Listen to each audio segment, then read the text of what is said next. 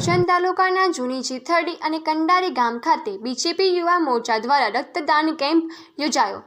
રાષ્ટ્રીય એકતા અને અખંડિતતાના પર્યાય પ્રખર રાષ્ટ્રવાદી અને ભારતીય જનસંઘના સંસ્થાપક ડૉક્ટર શ્યામા પ્રસાદ મુખર્જીના બલિદાન દિવસ નિમિત્તે કરજણ તાલુકા જૂની જીથડી ગામ અને કંડારી ગામ બ્લડ ડોનેશન કેમ્પનું આયોજન કરવામાં આવ્યું હતું અને વૃક્ષારોપણ કરવામાં આવ્યું હતું, જેમાં ખૂબ મોટી સંખ્યામાં રક્તદાતાઓએ રક્તદાન કર્યું હતું, જેમાં ભરૂચ લોકસભાના સાંસદ શ્રી મનસુખભાઈ વસાવા, કરજણ વિધાનસભાના